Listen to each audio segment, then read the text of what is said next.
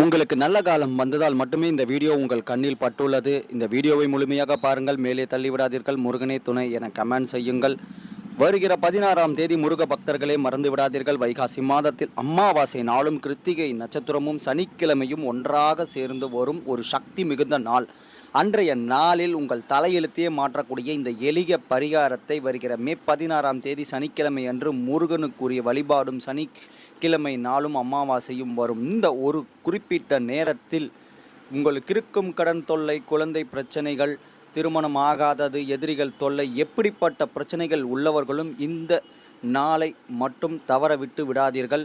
நீங்கள் செய்வதெல்லாம் ஒரே ஒரு விஷயம் மட்டுமே. அந்த நாள் அதிகாலை நேரத்தில் முருகன் கோவிலுக்கு செல்லும் முன்பு ஒரு பச்சை கற்பூரம் ஒன்றை வாங்கி ஒரு அகல் விளக்கில் நெய் ஊற்றி இந்த பச்சை கற்பூரத்தை அதில் போட்டு திரி போட்டு முருகனுக்கு முன்பு மனம் உருகி தீபம் ஏற்றி என் பிரச்சனைகள் எல்லாம் தீர வேண்டும் என்று